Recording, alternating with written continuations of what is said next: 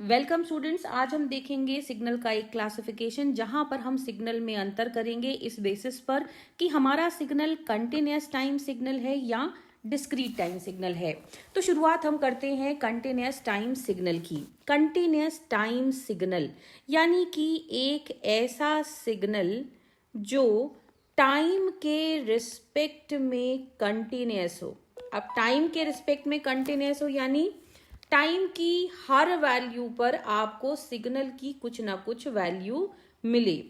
तो कैसे होगा ये? मान लीजिए आपके पास एक सिग्नल है xt जिसे हम यहाँ पर बना रहे हैं। x एक्सिस पे हम लेंगे टाइम t क्योंकि ये जो डिफरेंशिएशन है ये टाइम के रिस्पेक्ट में ही है। तो हमने अपने सिग्नल का इंडिपेंडेंट वेरिएबल रखा t। हमने सिग्नल को बनाया कुछ इस तरह से। हमारा सिग्नल आ रहा है 0 to 4 और इसकी मैक्सिमम वैल्यू है 2। अब ये जो सिग्नल मैंने यहां पर बनाया ये कंटिन्यूअस टाइम सिग्नल है। क्यों कंटिन्यूअस टाइम सिग्नल है?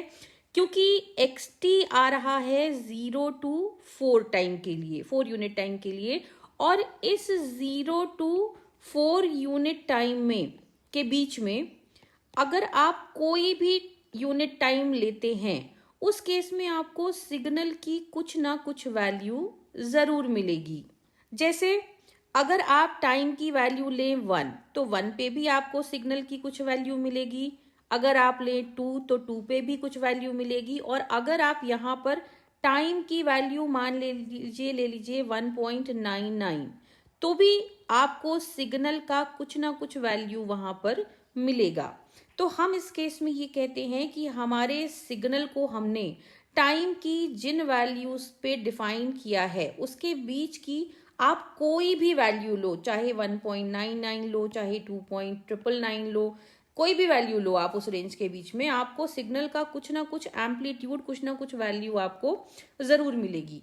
तो हर वो सिग्नल जो टाइम के रिस्पेक्ट में कंटिन्यूअस है यानी कि टाइम की हर वैल्यू के लिए वो आपको एम्पलीट्यूड की कुछ ना कुछ वैल्यू दे, ऐसे सिग्नल को कहा जाता है कंटिन्यूअस टाइम सिग्नल। अब हम बात करते हैं डिस्क्रीट टाइम सिग्नल की। डिस्क्रीट टाइम सिग्नल मतलब कि आपका जो सिग्नल है वो टाइम के रिस्पेक्ट में कंटिन्यूअस नहीं है बल्कि वो डिस्क्रीट है। डिस्क्रीट है से क्या मतलब होता है? हर समय पर आपको सिग्नल की वैल्यू नहीं मिलेगी बल्कि कुछ डिस्क्रीट टाइम पर हमें सिग्नल की वैल्यू मिलेगी। इस डिस्क्रीट टाइम को हम रिप्रेजेंट करते हैं स्मॉल n से और इसे कहा जाता है सिग्नल का इंडेक्स। तो अगर आपके पास एक कंटिन्यूअस टाइम सिग्नल xt जैसा कि हमने अभी लिया था 0 to 4 कुछ इस प्रकार का है, ये एक्सिस थी हमारी t और ये है 2। तो हमारे पास एक कंटिन्यूअस टाइम सिग्नल इस प्रकार का है। अगर हम इसे डिस्क्रीट टाइम सिग्नल बनाना चाहते हैं तो हमें जो प्रोसेस यूज करनी पड़ेगी उसे कहा जाता है सैम्पलिंग। सैम्पलिंग करना यानी कि आप सैम्पलिंग में सबसे पहले बताते हैं एक बहुत इंपॉर्टेंट पैरामीटर जो सैम्पलिंग का होता है, दैट इज सैम्पलिंग टाइम, यानी जिसे हम लिखते हैं ts। सैम्पलिंग वो प्रोसेस होती है जो एक कंटिन्यूअस टाइम सिग्नल को डिस्क्रीट टाइम सिग्नल में बदलती है। कैसे बदलेगी ये डिफाइन करता है हमारा सैम्पलिंग टाइम यानी कि ts। सैम्पलिंग टाइम हमको बताता है कि हमें कितने टाइम के बाद अगला सैंपल, अगली वैल्यू लेनी है। उदाहरण के तौर पे हम इसी xt को लेकर के चलते हैं। मान लीजिए हमने सैम्पलिंग टाइम की वैल्यू को रखा 0, 1, 2, 3 और 4 पे। सैम्पलिंग टाइम की वैल्यू 0, 1, 2, 3, 4 मतलब हम कब कब सैंपल लेंगे? हम लेंगे 0 पे, 1 पे, 2 पे, 3 पे और 4 पे। अब इससे क्या होगा?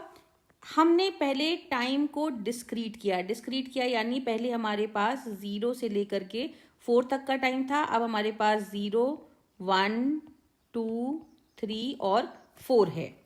इसके बाद सैम्पलिंग में क्या हो जाएगा? 0 पे सिग्नल की वैल्यू, फिर 1 पे सिग्नल की वैल्यू, फिर 2 पे सिग्नल की वैल्यू, 3 पे सिग्नल की वैल्यू और 4 पे सिग्नल की वैल्यू।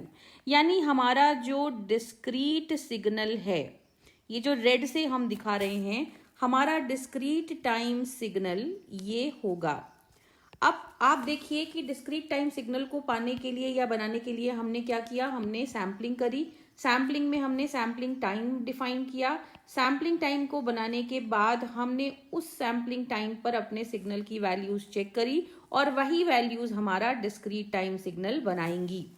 अब यहाँ पर आप देखिए कि जो आपका सिग्नल, आपको डिस्क्रीट टाइम सिग्नल जिसे हमने रेड से ड्रॉ किया है, तो जो डिस्क्रीट टाइम सिग्नल हमको मिल रहा है उसकी वैल्यू, उसके सिग्नल का एम्पलीट्यूड हमें या तो 0 पे मिल रहा है, या तो 1 पे, 2 पे, 3 पे और 4 पे।